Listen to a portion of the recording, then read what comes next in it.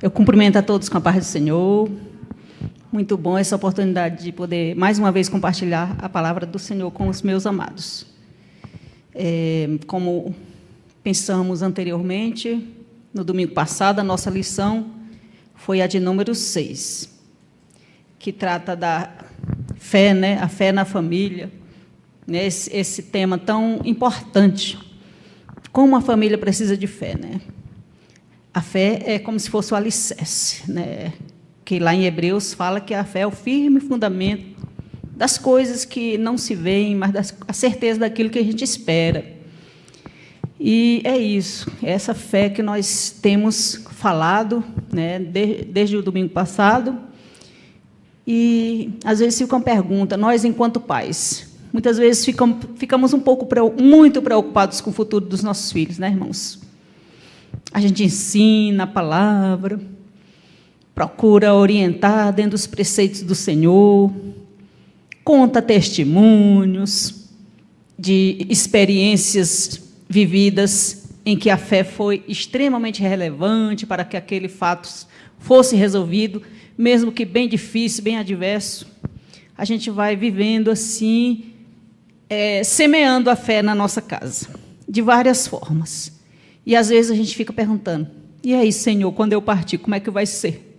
Será que meus filhos, minha geração, né, a minha descendência, vai preservar os ensinamentos que, de alguma forma, eu passo para eles? A gente fica, às vezes, preocupado. A gente vê muitas mães que clamam, oram, né, pelos filhos e falam, ainda não vi a bênção, como é que vai ser o futuro? Fica preocupado, né, irmãos? Porque é normal nós, enquanto pais, nos preocuparmos com os nossos filhos. E será que Abraão se preocupou com o futuro do filho, né? Aquele filho que foi o fruto de um milagre, aquele filho que teve experiências marcantes de fé também, que a gente conversou um pouco, mas podemos enfatizar mais um pouco aqui. Será que o Abraão se preocupou com o futuro de Isaac? Ou ele tinha aquela convicção de que ele ensinou tanto verbalmente, com certeza ele ensinou, assim como ele ensinou na prática, né? Porque ele andava com seu filho, com certeza. Seu filho o viu várias vezes sacrificando, orando. Possivelmente, Abraão contou a sua história, né? Como é que foi? Filho, você é fruto de milagre, né? Quem sabe um dia Abraão sentou perto de Isaac e conversou, olha, você é o filho de um milagre, você é fruto de um milagre. A mamãe já estava idosa, com 90 anos, ela já não menstruava mais, ela já estava na menopausa, seu útero já não tinha condições, o seu reprodutor não tinha mais condições de gerar filhos. E eu, um velho de quase 100 anos, sem nenhuma possibilidade de gerar, sem nenhuma condição física de gerar, esse corpo assim quase amortecido. Mas um dia Deus apareceu para mim e falou que você iria nascer, que você seria o filho da promessa. Aleluia. Com certeza ele falou isso para ele. E Isaac ia guardando aquilo no coração, aos poucos, e a fé dele ia sendo solidificada. Com certeza, irmãos. Porque a experiência do altar, a experiência ali do Moriá, foi mais uma evidência de uma fé muito grande, uma fé, como é que se diz? A fé, o ápice da fé estava sendo provado ali. E ali, com certeza, nós vimos quando Isaac fala assim para os moços, vocês vão ficar aí, nós vamos, e quando adorarmos, nós retornaremos. Ou seja, era algo comum, adoração, não é isso? A gente entende, a gente tira daí que a vida de Abraão junto ao seu filho era uma experiência de fé mesmo. Com certeza, aquele pai investiu muito nesse quesito, aí, nesse ingrediente importantíssimo para a nossa vida, que é a fé. Com certeza. Só que a questão é que nós investimos e nós não sabemos. Às vezes a gente fica, como é que vai ser? Irmãos, mas Isaac tinha certeza que aquele ensinamento que ele repassou para o filho, por meio as experiências de fé, iriam acontecer. Porque Abraão creu nas promessas de Deus, ele acreditou fielmente, ele acreditou piamente, e Deus foi confirmando. Ele teve várias experiências, então não tinha como ele duvidar, né, irmãos? Não tinha como ele ter nenhuma reserva de dúvida, porque as experiências de fé que ele passou com o Senhor foram muitas, muitas. E foi isso. E ele esperava que isso, com certeza ele esperava, e tinha convicção de que essa fé seria perpetuada, que sua geração continuaria, né, a manter a fé. Então, nós paramos aqui, naquele dia que nós falamos sobre a fé de Abraão. Nós não vamos falar sobre Abraão, hoje nós vamos lançar nosso olhar mais sobre o filho dele, se de fato o filho dele continuou essa fé, continuou essas experiências com Deus. Mas é importante nós buscarmos na lição, vamos ver só aquele cenário maravilhoso, em que Deus falou tão lindo ali no Moriá, na página 30, na parte que ele é pedagogo, né, que ele é a instrução dele, do Isaac para o filho, o grande pai e o seu grande ensino. Então, é nessa parte aqui que eu quero ler, irmãos, quando diz aqui, na página 38, que dizem que Deus faz uma promessa, né, que faria uma grande nação, no primeiro parágrafo da parte direita. A vida continua, Abraão recebeu as promessas e a vida continua. Vamos ler só esses pedacinhos aqui, só para nós nos situarmos.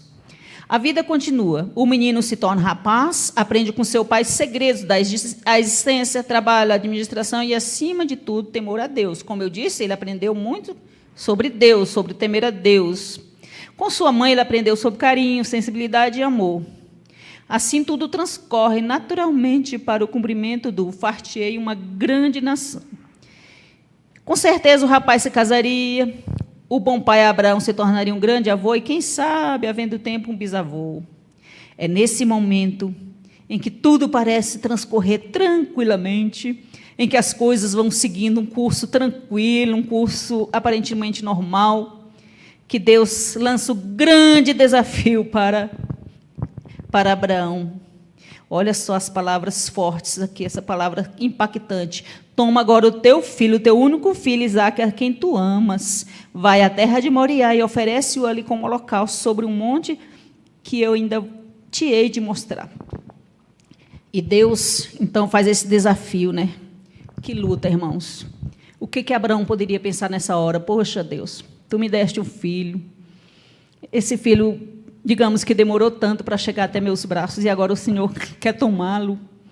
Ô, Senhor, tu agora vais puxar meu tapete e agora? Que situação, né, irmãos? E ali no Moriá foi aquela experiência maravilhosa da provisão de Deus, como nós já vimos na lição passada, Deus providenciando um meio, né, para livrar aquele menino da morte e dar aquela lição de fé.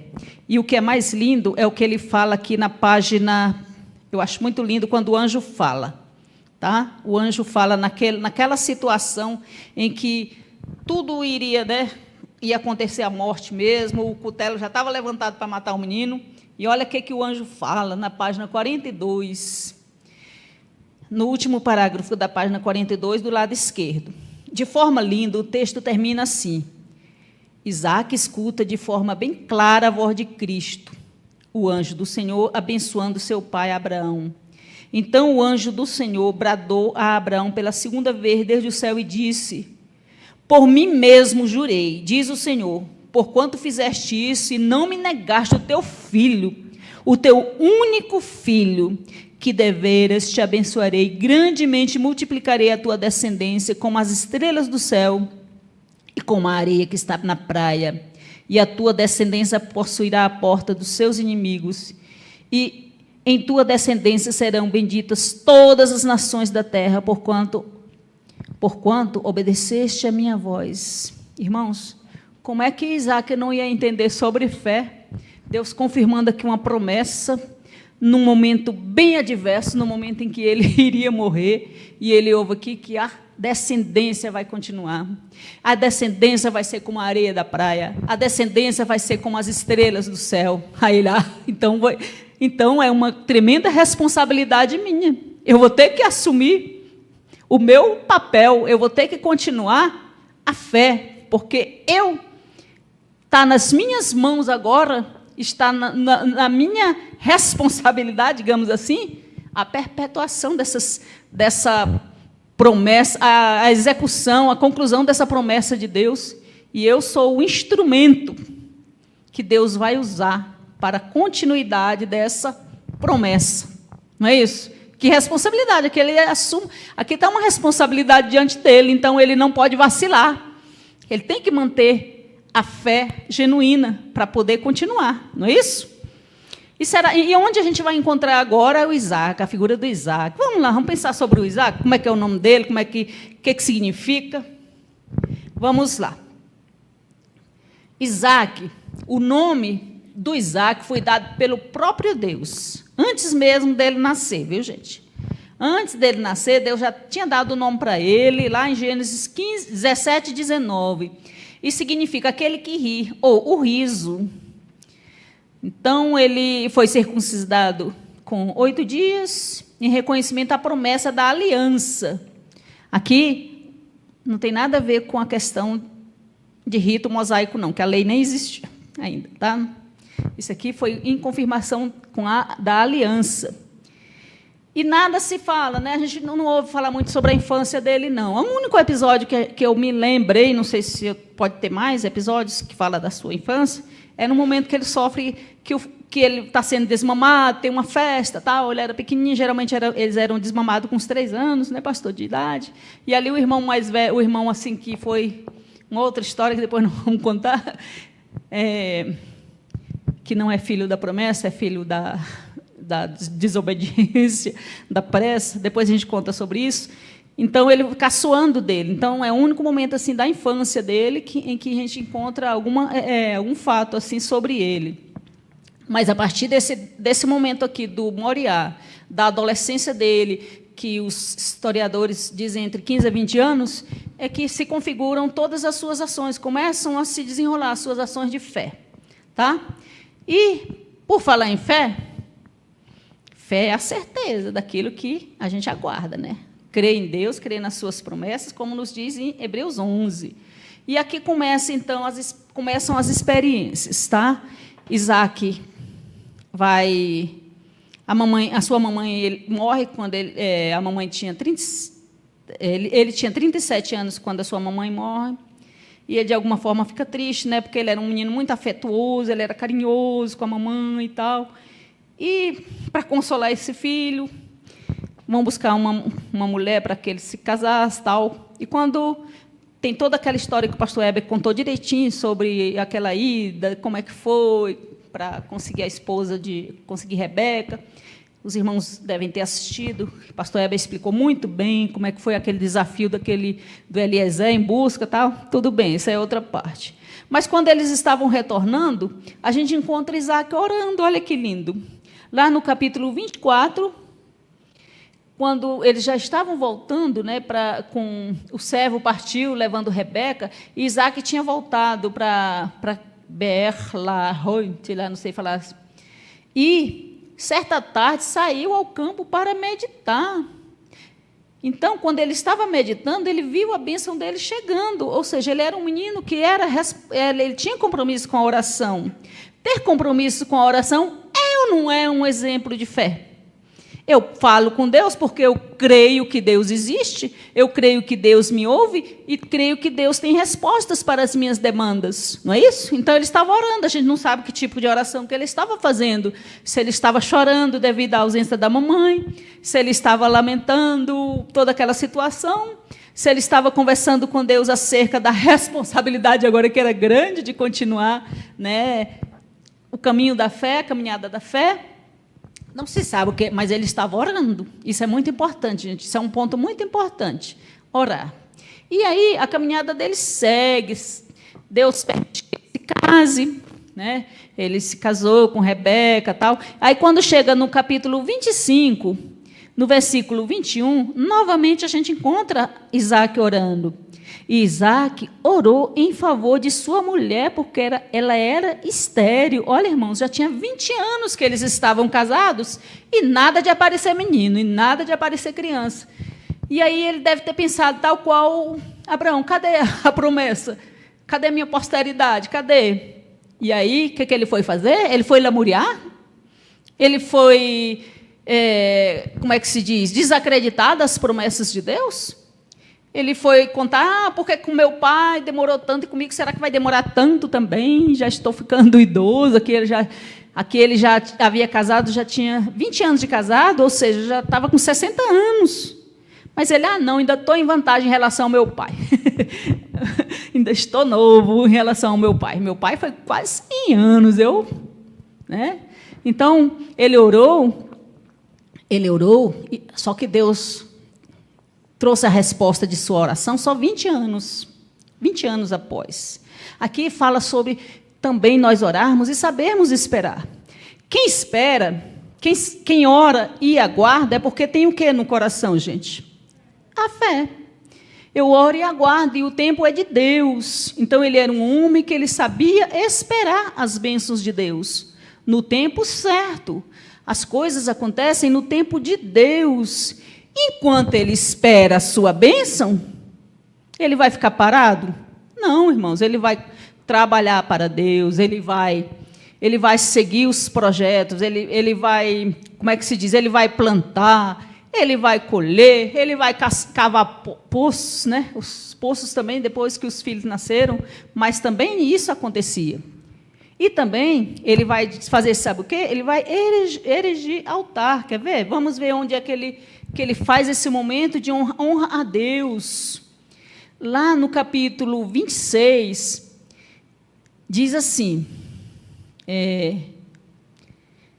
Isaac construiu nesse lugar um altar e invocou o nome do Senhor. Capítulo 26, versículo 25. Invocou o nome do Senhor. E ali armou acampamento, e os seus servos cavaram outro poço. Então, quando ele invocou o nome do Senhor aqui, quando ele erigiu um altar ao Senhor, será que a situação para ele estava totalmente confortável, irmãos? Será que estava? Irmãos, ele estava vivendo uma crise. Nós, servos do Senhor, o povo de Deus, nós que estamos caminhando numa caminhada de fé, nós não estamos isentos das lutas. E aqui, o grande desafio que ele estava vivendo, que ele viveu, foi a questão da fome. A fome se instalou também naquela região onde ele estava. Só que ele, diferente do pai dele, quando Deus falou assim, vocês lembram que Abraão desceu para o Egito? Deus fala aqui para ele, você não desça para o Egito. Você não desça para o Egito. Ou seja, eu vou te abençoar onde você está. Aqui eu vou te abençoar. E nesse contexto aqui, o que ele fez? Ele começou a reabrir os poços que o seu pai havia cavado. Ou seja, ele continuou trabalhando. Só que enquanto ele trabalhava, né, a promessa de Deus, né, as bênçãos de Deus estavam se materializando na sua vida. Porque à medida que ele trabalhava, Deus o abençoava. À medida que ele invocava o nome do Senhor, ele também era abençoado. E aqui fala de um homem que, além de ter muita fé, que a fé, gente, a fé se configura também em obediência. A obediência e a fé caminham juntinhas. Nós sabemos disso. E se Deus falou para ele não ir para o Egito, ele não foi. Ele obedeceu e Deus honrou ali onde ele estava. Apesar de que ele foi muito desafiado, além do desafio da fome, ele estava sendo desafiado pelos inimigos. Gente, para nós recebermos as promessas de Deus em nossas vidas, a nossa fé tem que estar bem forte, intacta, porque as adversidades vêm de todas as formas. De todas as formas. Adversidades no campo natural. Ali não estava chovendo, né? Quando não chove não há produção, quando não chove não há água para os animais, não há água para fazer os alimentos. É uma situação difícil. Mas a fé estava no coração dele, plantada no coração dele. Ele continuava crendo que Deus iria cumprir as suas promessas, tanto confirmando as que fizera para o seu pai, quanto confirmando para ele. Você não tema, Deus também tem promessas pessoais para ele. Entendeu? Eu te abençoarei. Deus tem promessas pessoais e tem promessas abrangentes também, falando com ele. Entendeu? E aqui, o que acontece? Ele cavava um poço. Não, desentupia um poço que os filisteus tinham entupido. Aí, iam lá, entupiam de novo, ou então ele mandava os seus servos cavarem. Aí vinha o inimigo e entupia. E isso várias vezes foi acontecendo, gente. Como nós somos provados na nossa caminhada, né, irmãos? Como nós somos provados. Como as situações difíceis se colocam diante de nós. Talvez Deus até testando a gente. Quero ver se a fé dele continua. Irmãos, não, como eu disse, Deus não nos testa para ver a nossa derrota, mas para nos tornar mais experientes com Ele, para nós nos tornarmos pessoas melhores. Porque aqui a gente vê uma evidência linda, linda, linda nesse homem, que mais tarde a gente vai entender que é o fruto do Espírito, que é a mansidão, a paz. Esse homem era um homem de paz.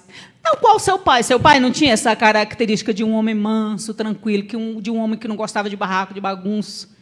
Às vezes permissivo, mas tinha essa característica. E ele tinha essa característica. E ele foi persistente. À medida que ele ia cavando os poços, Deus ia abençoando ele. Ou seja, mas à medida que nós somos testados, Deus vai nos aprimorando como pessoas. E aqui ele foi aprofundando o seu relacionamento com Deus. E sabe o que Deus fez, gente? Deus o prosperou tão grandemente, ele se tornou um homem muito próspero. Irmãos, no deserto, Deus nos torna próspero. Na luta, Deus tem misericórdia de nós e nos abençoa.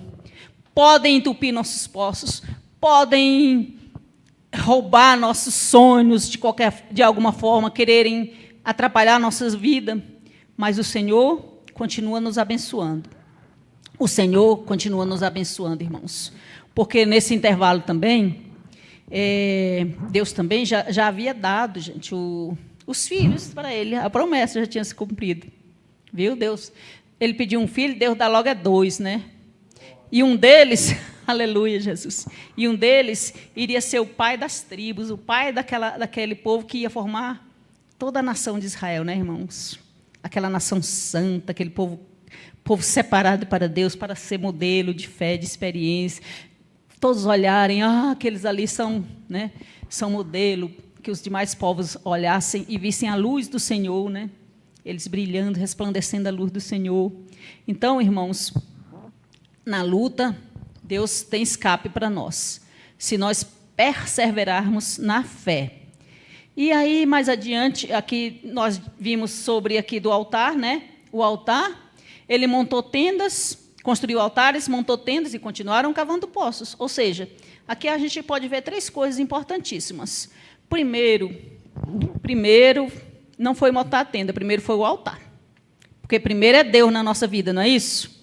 Quer ver? Veja a sequência aqui dos fatos aqui. No capítulo 26, versículo 25 de Gênesis, diz assim: Isaac construiu nesse lugar um altar e invocou o nome do Senhor. Aí, armou o acampamento e os seus servos cavaram outro poço. Ou seja, nós temos uma sequência aqui. Primeiro, quem tem fé no coração, Deus, primeiramente. Primeiramente, o altar do Senhor na nossa casa. Aleluia, Jesus. Primeiramente, na nossa casa não, que aquele não tinha nem armado. Primeiramente, o altar do Senhor na nossa vida, no nosso coração, a presença de Deus em nossas vidas. E aqui ele ergueu o altar, aí depois montou as tendas, ou seja, um conforto para a família. Um homem de fé também se preocupa com a sua família, tá? E ali fala também dos funcionários dele, que continuaram cavando os poços. Ou seja, ele era um homem que priorizava a presença do Senhor, a comunhão com o Senhor, o contato com o Senhor. Irmãos, não é um homem que estava preservando a fé ou não? Aqui está confirmando, irmãos, que ele continuava preservando a fé que fora ensinado pelo seu pai? Aleluia, Jesus. E aqui ele invocando o nome do Senhor, uma pessoa que tem intimidade com Deus, mantém a comunhão com Deus, é uma pessoa de fé. E uma pessoa também de fé é uma pessoa que se preocupa com a sua casa, né? Ele deu um conforto para os seus. Ou seja, nós também devemos nos preocupar com a nossa casa, porque nós temos fé. E essa preocupação com a nossa casa não é só a questão material, não, gente. Tem gente que se preocupa em dar a melhor casa. Eu dou o melhor presente para o meu filho, eu dou o que eu não tive, eu vou dar a melhor casa, eu vou dar esse conforto. E, às vezes, nós queremos substituir o nosso amor, a nossa presença, por coisas. Não. Essa casa não basta ser uma casa, essa casa tem que ter o altar. Essa casa tem que ter a presença de Deus, que isso é tudo. Pode ser uma choupana, pode ser um barraquinho, mas se tiver a presença do Senhor, gente, é tudo. É tudo. Então, a presença do Senhor na nossa vida, na nossa família, a fé na nossa família, é tudo. Entendeu? E também fala de um homem que, pelo que eu entendo aqui, pelo o andar aqui dos fatos, a gente compreende que ele era um excelente patrão. Porque como é que manda aqueles homens cavarem e tal, e cava de novo, e aqueles homens nem se irritam com ele. Talvez eles se irritaram com os outros povos, mas com o patrão, não, patrão, vou lá e faço do mesmo jeito. Um bom administrador, não é, irmãos? Administrador da casa, administrador da sua vida secular, e, acima de tudo, um homem que preserva a fé no nosso Deus. Aleluia! E continua aguardando as promessas do Senhor. Então, isso são, em linhas gerais, o que se fala aqui dele. Mas nós temos outras coisas dele, nós podemos falar. Será que o testemunho dele só ficou aqui, nesse contexto aqui de Gênesis? Ou a caminhada de fé dele ultrapassou gerações e que o testemunho dele foi contado mais à frente? O que é que vocês acham? Parou por aí? Não. Vamos lá, então, em Hebreus, capítulo 11. Vamos ver o testemunho dele aqui. Hebreus, capítulo 11. Vamos ver o que fala dele aqui. Hebreus, capítulo 11. Vamos ver se continuou alguma coisa sobre ele. Ele está aqui incluso na galeria dos homens de fé. O nome dele está lá naquela galeria. Se o nome dele está lá, é porque ele preservou a fé. Não é isso, meus irmãos? Oh, glória a Deus. O nome dele continuou. E aqui está o testemunho de vida dele, lá em Hebreus. Hebreus fala desde o seu nascimento, que foi fruto da fé, que fala no versículo... que diz aqui no versículo Hebreus, capítulo 11, versículo 8. Pela fé, Abraão, quando foi chamado, obedeceu e dirigiu-se a um lugar e mais tarde recebeu como herança, embora não soubesse para onde iria. E aqui ele diz assim que ele viveu em tendas, bem como Isaac e Jacó. Aqui está falando que eles viveram em tendas, como é que era a vida deles. Mas pela fé, aqui no versículo 11 que vai falar o testemunho de vida dele. Porque ele veio a existir por causa da fé do seu pai. E o testemunho dele está sendo contado aqui, tantos anos depois, né, gente? A gente vai colocar um testemunho de uma pessoa que não tem fé? Uma pessoa que não continuou na fé? Para que colocar? Aqui para edificar a nossa fé. E aqui renova a nossa esperança de que uma mulher estéril, avançada em idade, ela foi mãe e de um pai que não tinha nenhuma condição física, mas foi pai. Então, o testemunho da existência dele, que fala também expressa também a fé. E pela fé, quando, do versículo 17, fala daquele momento crucial, o momento em que ele foi oferecido como sacrifício. E que Deus honrou, né? Deus deu o livramento, por quê? Porque por meio de Isaac, a descendência seria considerada. E Abraão, mesmo, aí relembra aquele fato, sabe? Que mesmo ainda que o menino tivesse morrido, Abraão acreditava que Deus o ressuscitaria. Não é isso? Então, aqui nós temos um testemunho de vida. Muitos anos depois. Então, irmãos, aqui fica um pensamento para nós. Será que os nossos filhos, os filhos dos nossos filhos, vão lembrar da nossa fé? Será que nós somos alvo de um testemunho de fé, irmãos? Que história nós temos para alguém contar sobre nós uma história que envolve fé? Nós temos alguma história? Aleluias! Uma história que possa ser contada às futuras gerações. Pela fé, a pastora Elidiane recebeu a sua cura depois de pedir ao Senhor várias vezes, insistentemente orou, clamou ao Senhor e recebeu a sua cura. E lá está o nome da Elidiane nos Heróis da Fé. Pela fé, o pastor Gedeon Júnior clamou para enxergar melhor, ser curado daquele probleminha da vista, para ele ler mais, para ele passar mais experiência para os seus. E aqui está o nome dele, ele venceu, ele escreve, ele continuou escrevendo, e muitas pessoas foram alcançadas pelo ensino dele, e por aí vai. Experiências de fé repassadas de geração para geração, não é isso? Ah, mas para por aí? Será que Isaac só está aí? Ah, gente, a gente encontra Isaac bastante ainda, mas eu não vou falar todos os momentos em que a gente encontra Isaac na Nova Aliança, o nome dele citado, porque seria muito para nós. Mas eu vou falar aqui que o Isaac, ele representa muito a liberdade que nós temos em Cristo Jesus. Como assim, liberdade? Porque lá em Gálatas, capítulo 4, Paulo vai dar uma chamada naquele povo que estava, sabe, meio querendo retroceder na fé.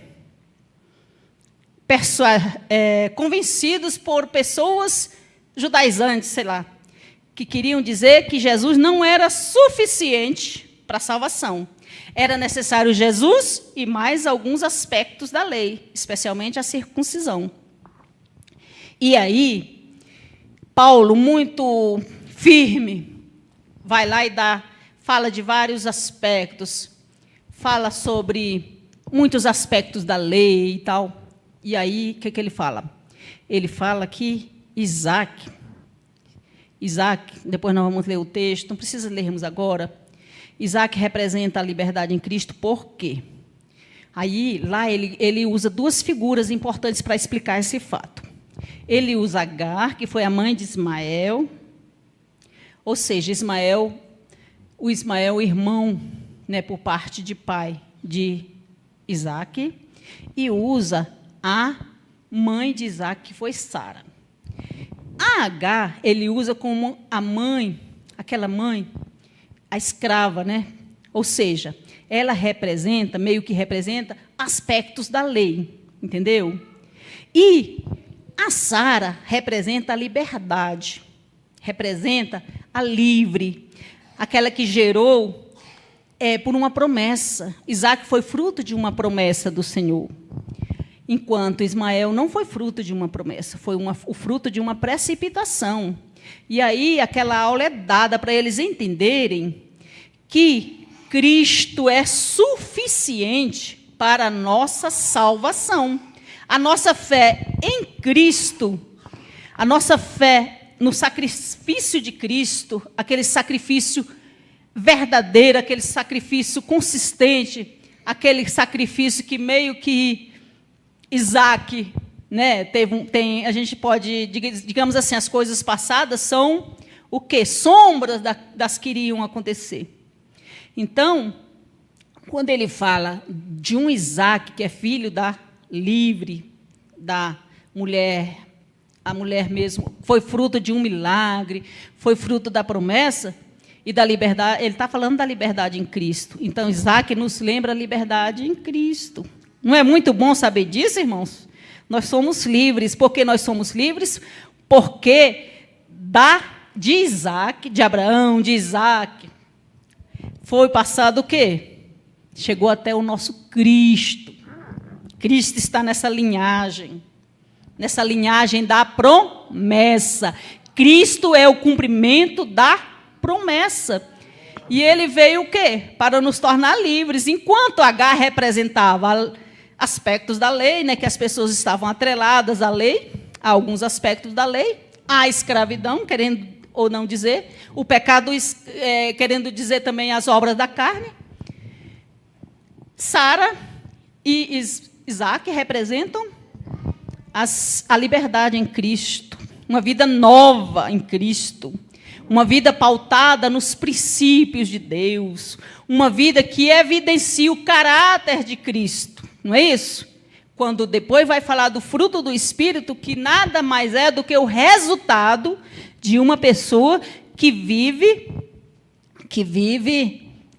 à luz daquilo que Cristo determina, que representa o caráter, que evidencia o caráter de Cristo em suas atitudes. Ele, para dar essa aula para aquele povo, ele usou a figura de Isaac também. E olha que Isaac, privilegiado, foi aqui uma bênção, né? Olha, está ligado à liberdade em Cristo. Aleluia, Jesus.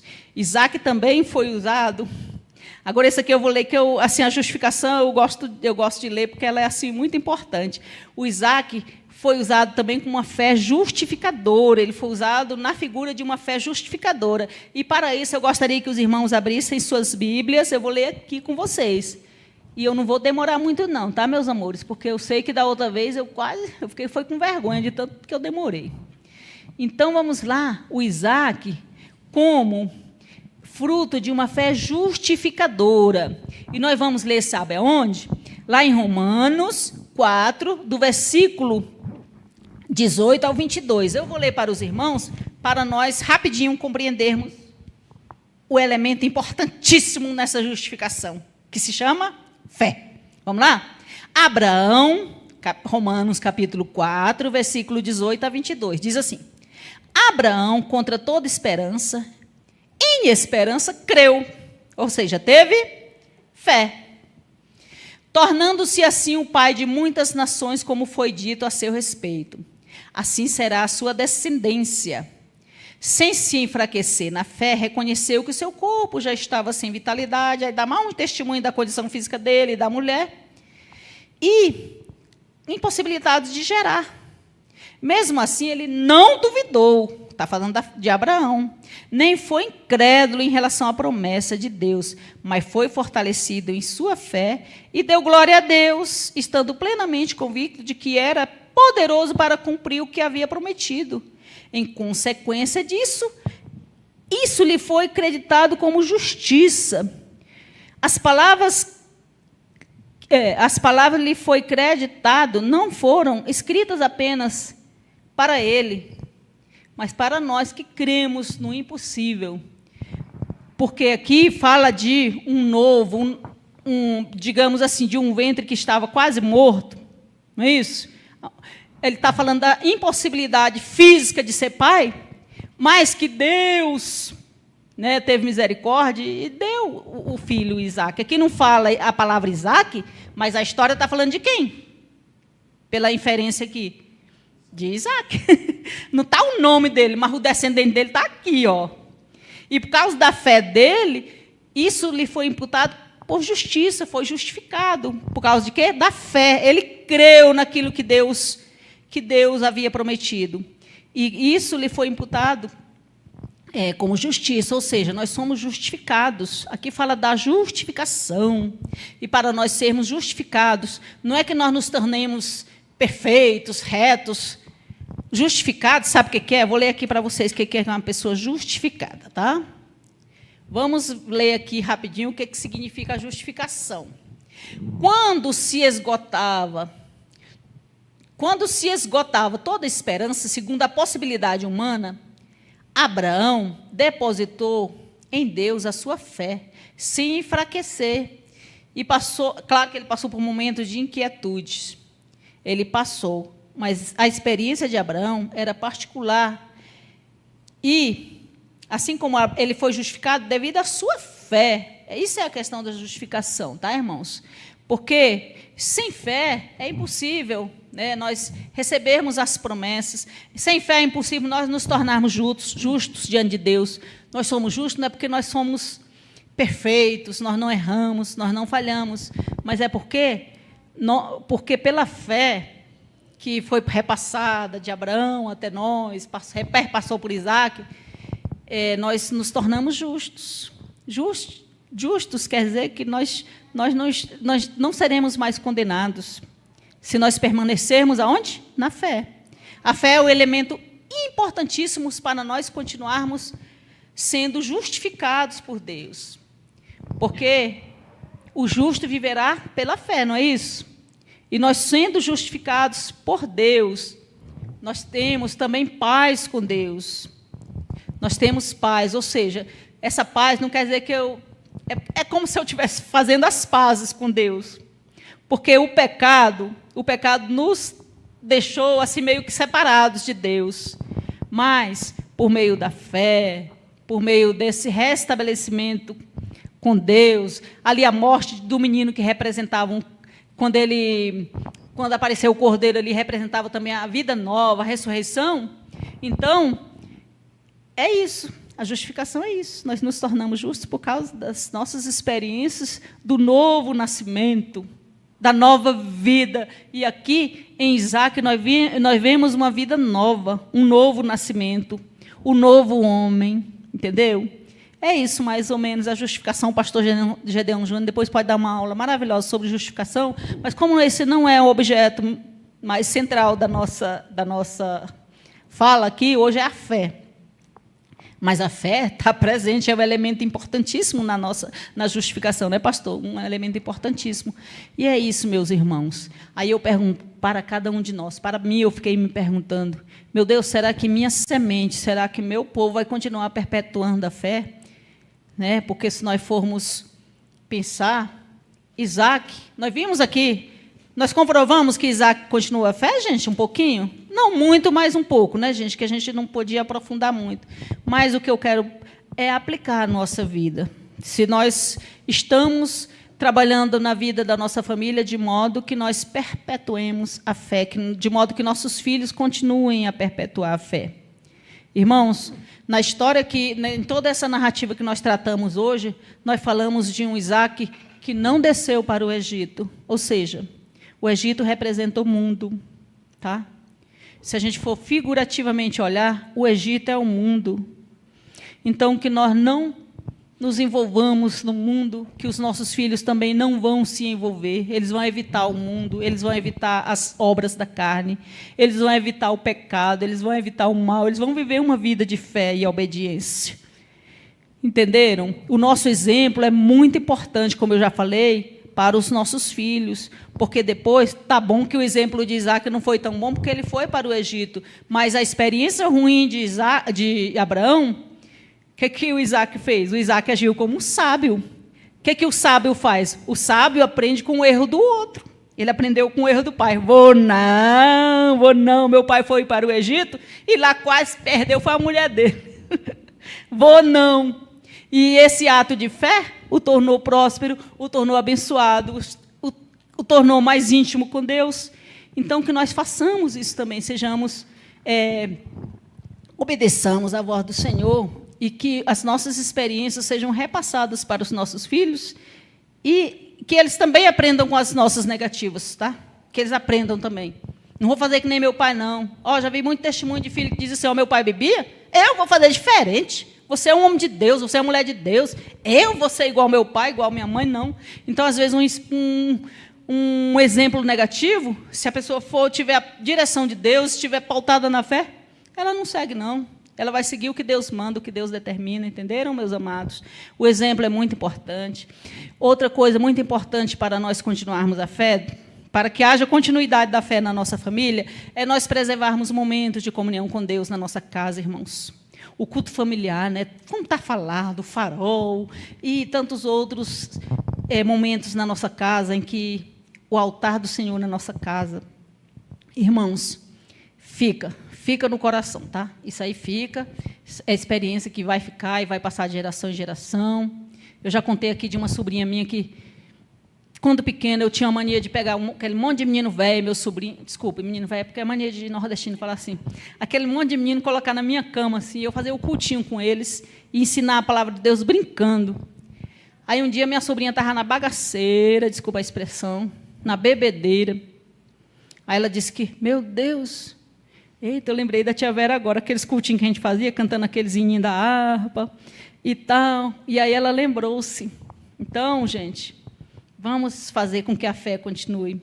O mundo está muito ruim, cheio de desafios.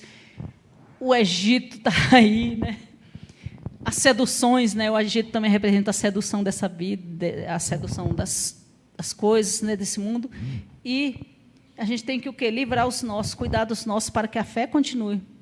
Porque futuramente eles, né, eles vão continuar. Em nome de Jesus Cristo, os criar memoriais, gente, criar memoriais são experiências que, como eu falei na aula passada, eu creio, igual eu falei na nossa conversa passada, que toda vez que o Isaac olhasse para o Moriá, ele ia se lembrar. Ele ia se lembrar. Ali Deus me livrou da morte. Ali Deus fez um milagre. Ali Deus providenciou. Então, gente, as experiências que vamos passando, vamos criando memoriais, momentos.